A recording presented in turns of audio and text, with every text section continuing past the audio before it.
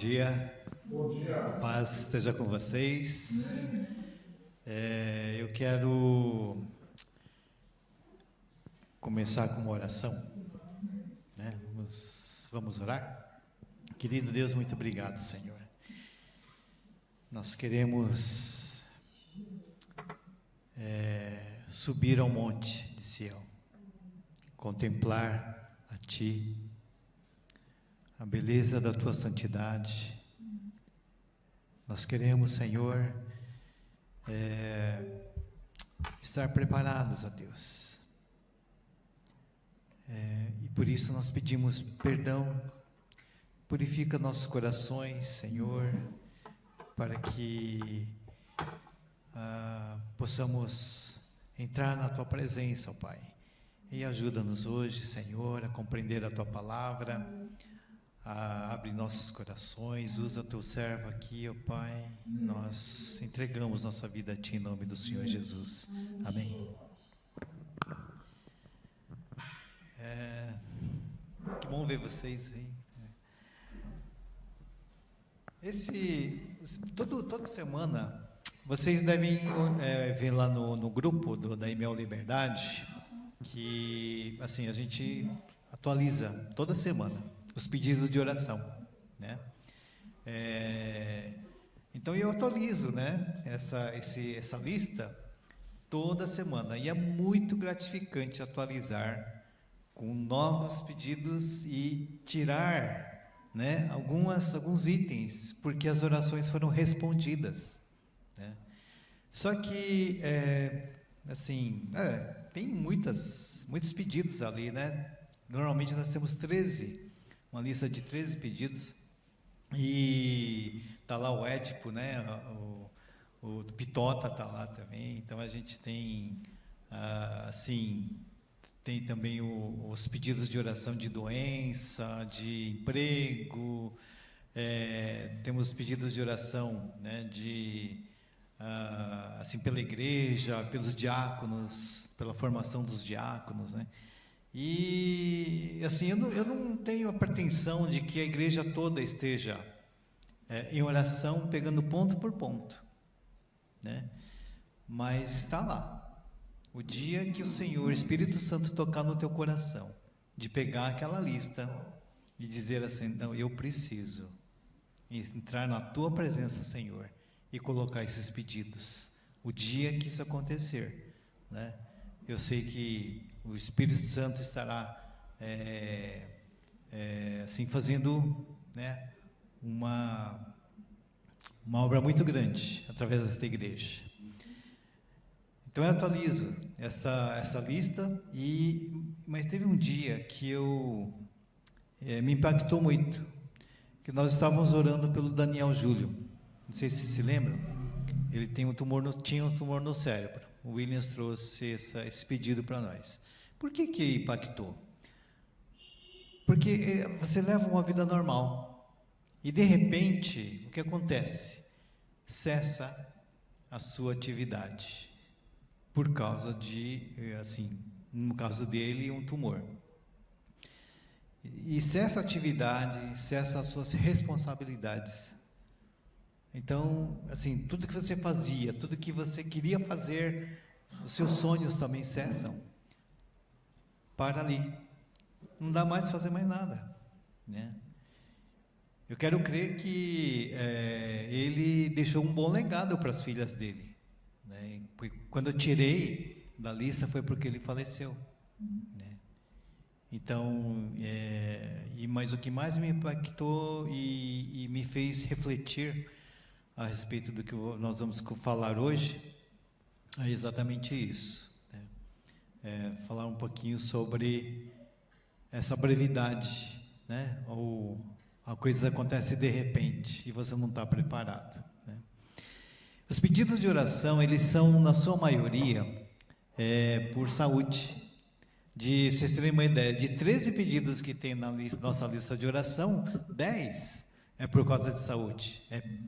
Pedir, né, para que o Senhor dê saúde para as pessoas, para essa que estão na lista ali.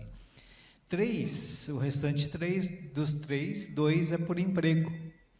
E isso mostra o perfil da nossa sociedade, a necessidade, né, que nós estamos passando, emprego, saúde. Primeiro saúde, depois emprego, né? E a quem nós vamos recorrer? A Deus, né? Graças a Deus que isso está na lista. Então, se você tem pedido para colocar, né, seja saúde, seja emprego, seja algo assim na sua vida, né, traga aqui, a gente vai colocar na nossa lista de oração, tá ok? Então, e o mesmo é interessante, o mesmo perfil acontece lá na cafeteria. Nós temos todo dia de manhã também um devocional, antes de começar as atividades. E nesse devocional, no final, a gente faz...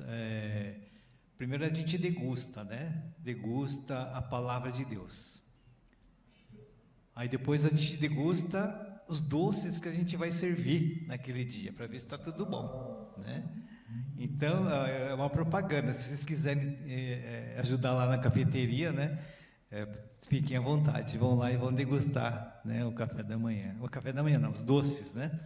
No devocional. Então, e depois a gente vai degustar o quê? A lista de oração. A gente entra na lista de oração e lá tem também o mesmo perfil.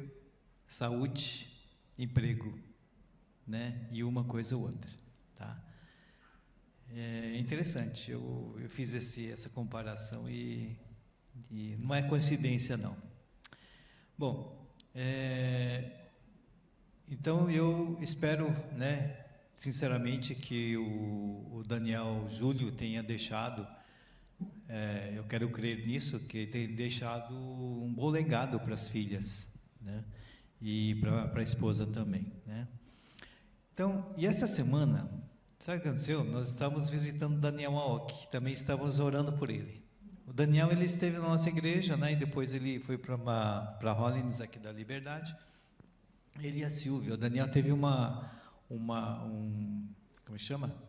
Trombose cerebral. Um moço de 40 anos. Trombose cerebral. Você não espera isso. Isso aconteceu com o Daniel. E o que vai acontecer com a gente? Será que a gente está preparado, né, para essa parada de repente daquilo que você está fazendo, né? Ele teve que ser hospitalizado, ele teve convulsões, e a gente foi lá visitá-lo. Graças a Deus, né, fizeram todos os exames, foi medicado com anticonvulsionante e anticoagulante, e aí ele já teve alta.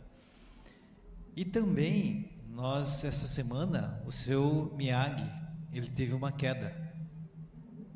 Ele foi atravessar, acho que estava atravessando a rua, né, e viu um carro assim, aparece de repente, ele foi apressar os passos, e a mente vai mais rápido do que o corpo pode responder, né? Então, nisso, eu não sei se foi isso, mas possivelmente, né? Aí ele teve uma queda, bateu, teve a cabeça, teve um corte aqui. Interessante que é no mesmo lugar que a Dona Tio, né? Tá o casal lá com corte aqui na testa, no mesmo lugar, né? E o olho dele ficou muito roxo, né? E também ele fraturou o punho. E nós pudemos estar orando com ele no hospital. E ele está internado ainda. A Marisa está lá.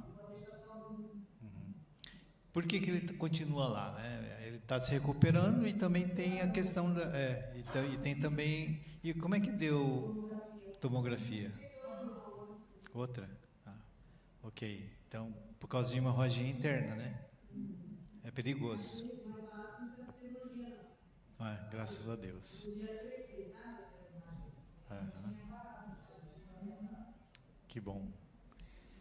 Então, é isso. Não quer dizer que a gente vai atravessar a rua, vai ter uma queda ou vai acontecer alguma coisa assim, mas a gente tem que estar constantemente preparados, né? O que é esse estar preparado? É isso que a gente vai falar. Então, para alguns, né, a vida ou a atividade ele cessa de repente, e não dá tempo de se preparar, e às vezes não dá tempo nem de se despedir. Eu conheci uma família em que o pai ele faleceu assim, de repente de infarto. A filha, normalmente ele se despede da esposa, da filha e tal. Naquele dia não, ele teve que sair correndo e tal.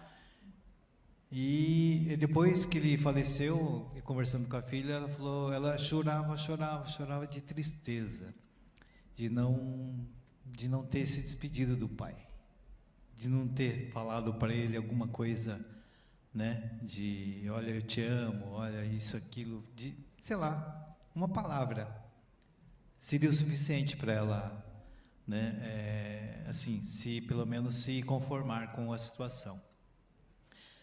A minha admiração e segurança e confiança em Deus, ele aumenta na medida em que a gente conhece a Deus, né? Através da sua palavra. E Deus já nos alerta sobre algumas coisas, nos orienta sobre algumas coisas. E eu queria ler com vocês Eclesiastes 7, de 1 a 4. Esse não vai ser o texto que nós vamos explorar hoje, mas lá em Eclesiastes 7, de 1 a 4, diz assim: o bom nome é melhor do que um perfume finíssimo, e o dia da morte é melhor do que o dia do nascimento. Como assim? O dia da morte é melhor que o dia do nascimento, né? Eu levei um susto quando eu vi essa palavra. É melhor ir a uma casa onde há luto do que a uma casa em festa, pois a morte é o destino de todos. Os vivos devem levar isso a sério. A tristeza é melhor do que o riso, porque o rosto triste melhora o coração. O coração do sábio está na casa onde há luto, mas o do tolo na casa da alegria. Os vivos devem levar isso a sério, né? Não é brincadeira, né? Tem que levar a sério. E nesse caso, né, é o que nos faz refletir, nos faz pensar. Quando a gente está ligado, né, se relaciona com a morte de alguém ou no luto, né? A gente reflete muito. Na alegria, numa festa de aniversário, talvez a gente não pensasse tanto assim, não meditasse tanto, né, na vida, não pensasse tanto como está a nossa vida. Mas na casa onde há luto, sim, a gente tem essa oportunidade. Então hoje eu gostaria de compartilhar com vocês o que Deus tem colocado, né, no meu coração. Depois disso tudo, né, dessa introdução toda, o texto bíblico está em Lucas 12. Lucas 12, de 13 a 21. Vamos ver o que Jesus tem a nos ensinar hoje. Lucas 12, 13 a 21.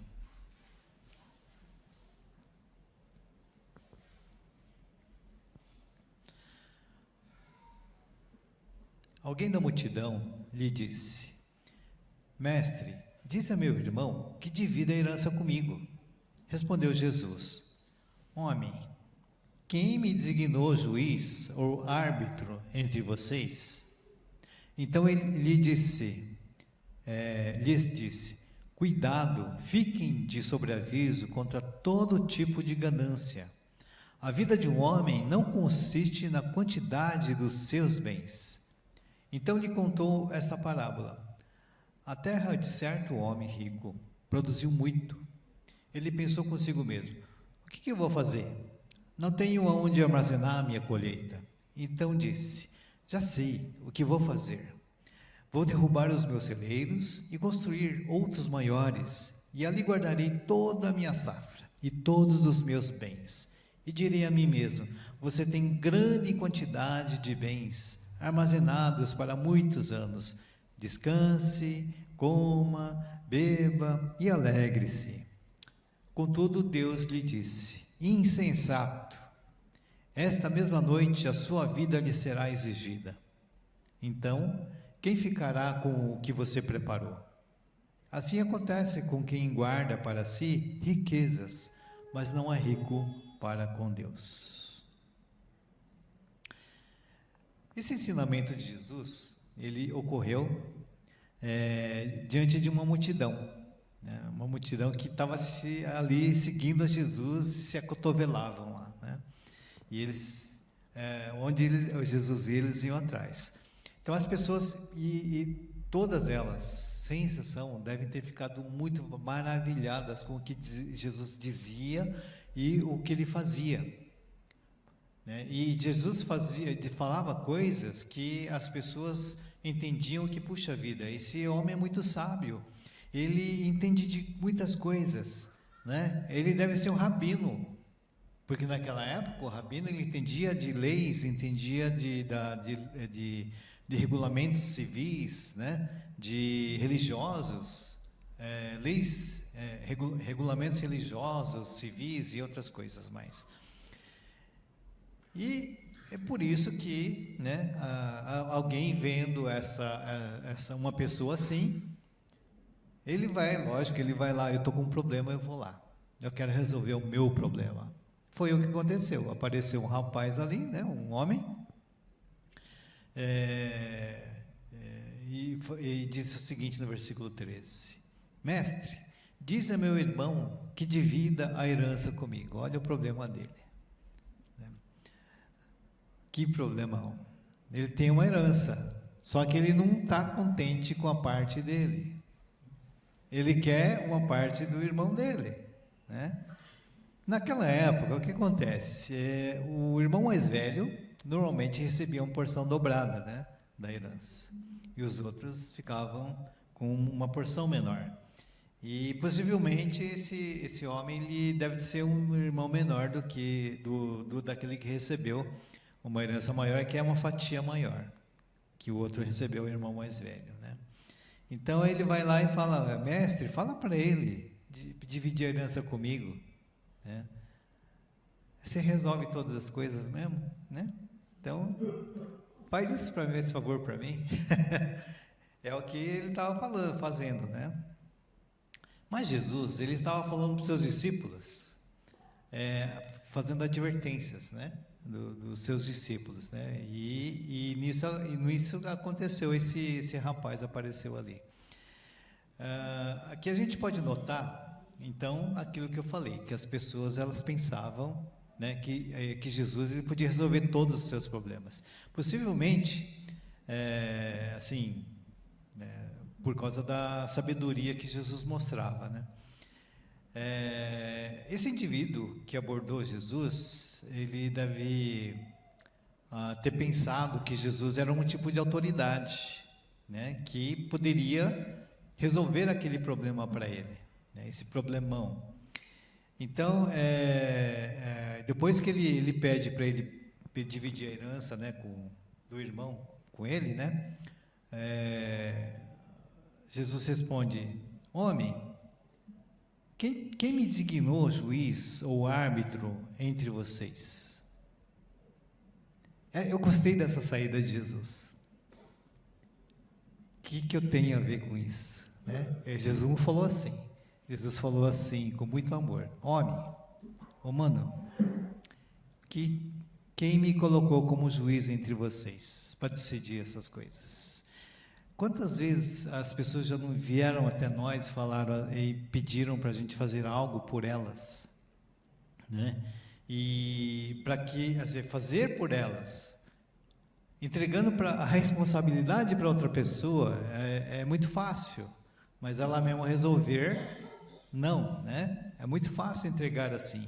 Resolve para mim, Jesus, né? Então, Jesus recusou, então, esse pedido daquele homem, né? Ele não atendeu esse pedido. Pelo jeito, o pedido não era um pedido mútuo, não era um pedido em que ele deve ter conversado com o irmão dele, né? Eu quero uma parte da porção que você recebeu. Vamos entrar no acordo, né?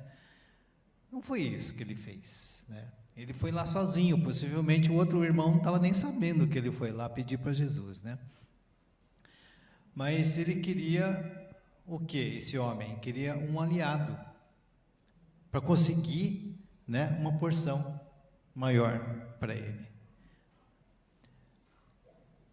Jesus, ele simplesmente não queria se envolver, né, numa disputa familiar. Tá? Então, afinal, Jesus não veio resolver questões civis. Ele não estava lá para isso. Jesus veio para apresentar questões espirituais. Né? E continuando lá no versículo 15, então lhes disse: cuidado, fiquem de sobreaviso. Jesus está falando isso para os discípulos, mas a multidão estava ouvindo. Fiquem de sobreaviso contra todo tipo de ganância. A vida de um homem não consiste na quantidade dos seus bens. Jesus ele percebeu, né, que essa ganância no coração daquele homem, tá? E ele fez essa advertência que acabei de ler aqui. Cuidado, fiquem de sobreaviso, prestem atenção, evitem, guardem-se, né? Várias versões da Bíblia usam essas palavras aqui. Guarde-se de todo tipo de ganância. Foi exatamente isso que Jesus fez, né? O que Jesus fez? Homem, quem me designou como juiz entre vocês? Né? Ele se guardou de se colocar como mediador nessa disputa entre os irmãos, tá? Nessa disputa familiar. Por causa da ganância daquele homem. Foi por isso, ganância.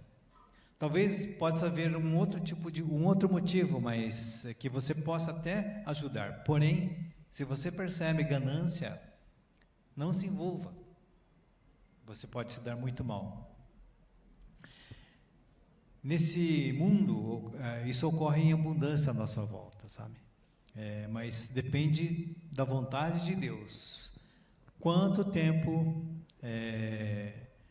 depende da vontade de Deus decidir, né, a respeito disso. A vida de um homem não consiste na quantidade de bens que possui.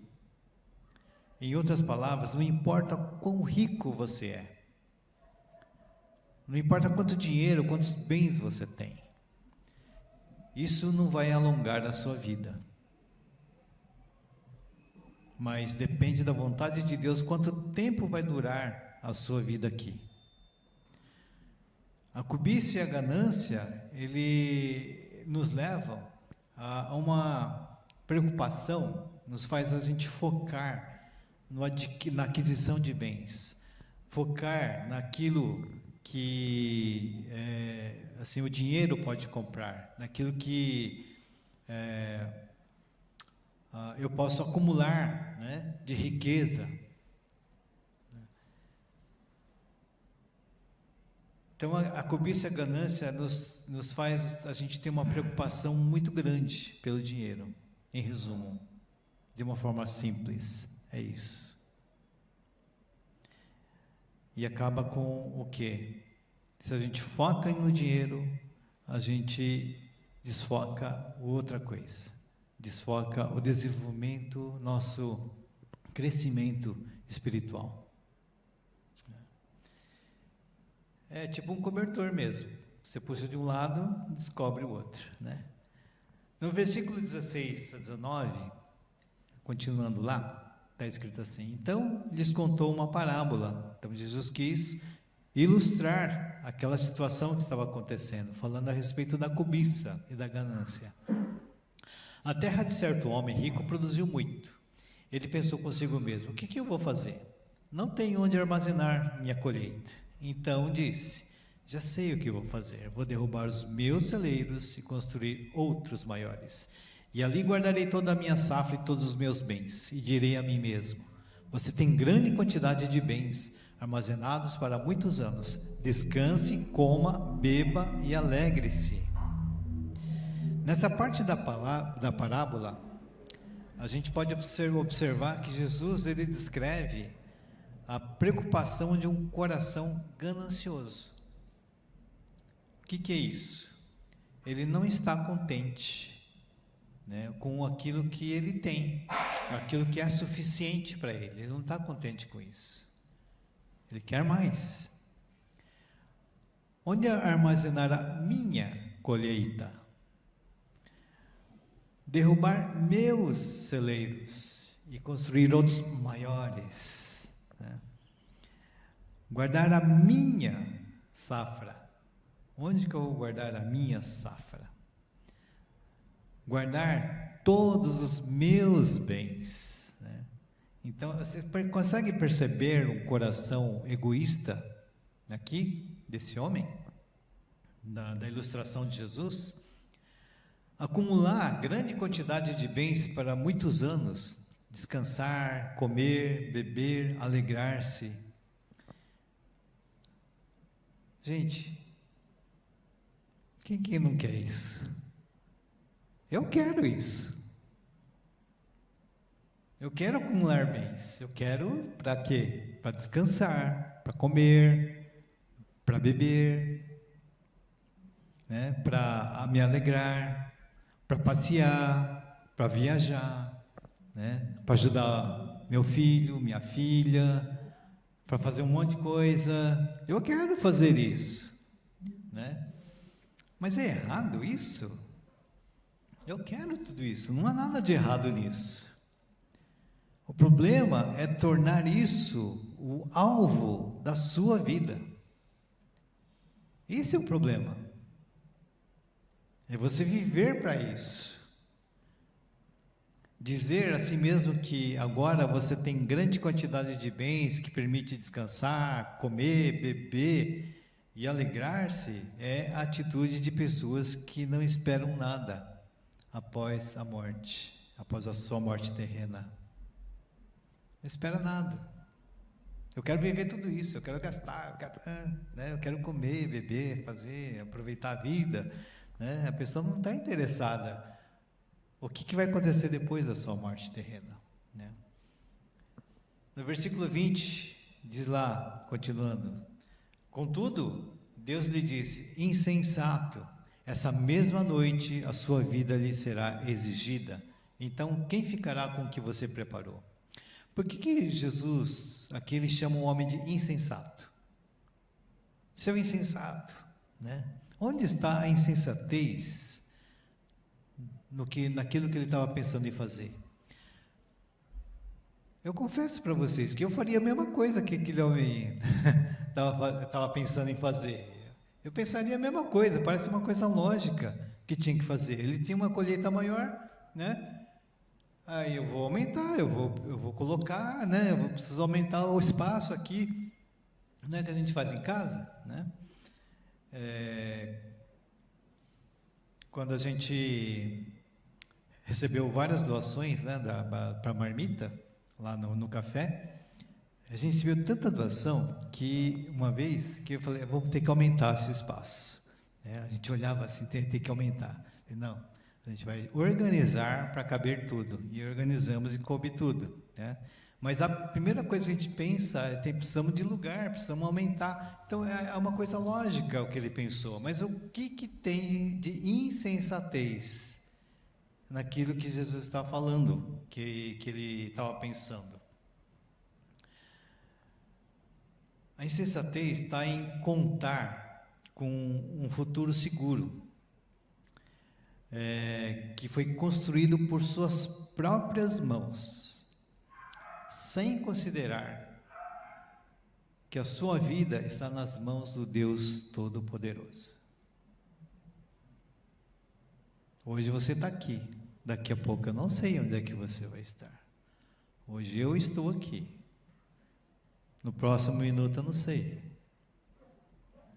Insensatez é investir toda a sua alma naquilo que pode desaparecer de uma hora para outra. Essa insensatez que Jesus estava falando a respeito daquele homem. E quem é que vai descansar, comer, beber, né, e alegrar-se? Não é você. Não é você. Mas é aqueles que vão herdar tudo o que você acumulou. No versículo 21 diz lá: assim acontece com quem guarda para si riquezas, mas não é rico para com Deus. Esse último versículo. O que é ser rico para com Deus? Você pode ser rico de forma que agrade a Deus, ou seja, você pode adquirir e manusear as suas riquezas materiais de maneira aprovada por Deus. Isso é ser rico para com Deus. Mas você faça isso sem sonegar, sem fraudar ninguém, né? sem roubar, né? Sem aquisição de bens, de formas ilícitas, né? Isso é agradar a Deus, né? Então, mas esse texto, assim acontece com quem guarda para si riqueza, mas não é rico para com Deus, ele nos ensina algo muito maior que isso. Ele nos ensina muito mais que isso. Há uma riqueza espiritual para com Deus. Que é isso que Jesus estava chamando a atenção, né? Para as coisas espirituais. Ao mesmo tempo que a gente administra tudo que Deus acrescenta na nossa vida, né? Pode ser poucos bens ou muitos bens, mas à medida que isso acontece, a gente vai administrando, devemos reconhecer o valor da alma, o valor da nossa alma, e não os bens. O valor das realidades espirituais que a gente vive. O valor do reino de Deus que a gente deve buscar continuamente. Normalmente a gente fica muito ansioso, né?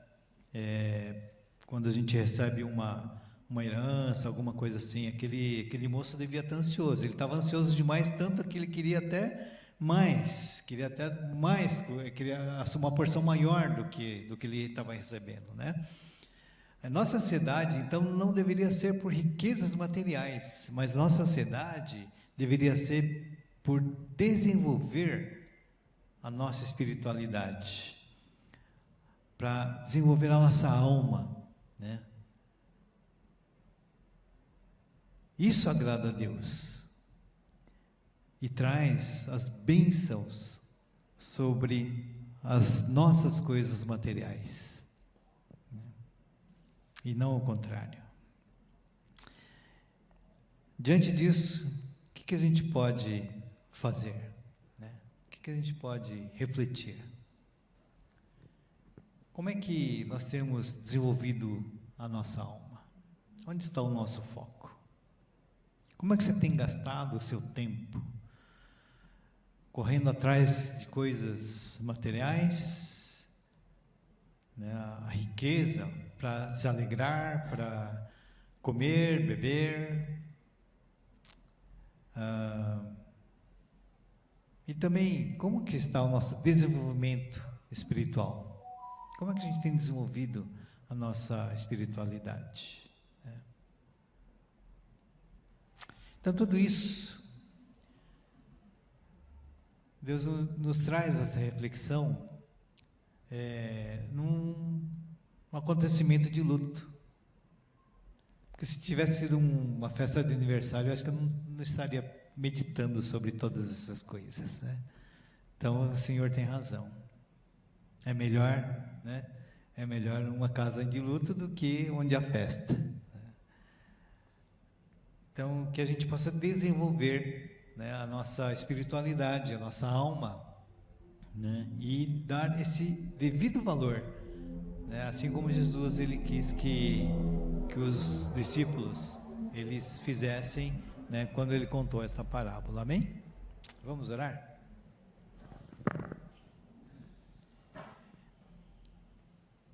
Querido Deus, a brevidade ou a duração da nossa vida depende somente do Senhor. E Mas nós confessamos, ó Deus, que a gente nunca está preparado. Que a gente faz muitos planos, a gente quer fazer isso, quer fazer aquilo, a gente quer beber, a gente quer se alegrar, a gente quer fazer um monte de coisa. E para isso a gente necessita de recursos. Mas, Senhor, nós também queremos outra coisa, que é muito mais importante que isso. Nós queremos que o Senhor nos ajude a desenvolver a nossa espiritualidade. Que a gente consiga, Senhor Deus, nisso tudo, se relacionar contigo, Pai. Porque sabemos que é o Senhor que pode nos ajudar a desenvolver nossa alma. Pode nos ajudar, Senhor Deus, na compreensão do que é ser rico em Ti.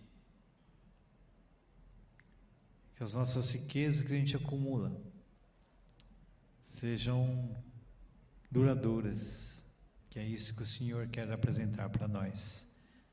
Então, Senhor Deus, nos ajude a buscar o Teu reino todos os dias, continuamente, Pai. Muito obrigado pela Tua palavra, por esse momento, em nome do Senhor Jesus. Amém, Pai. Amém.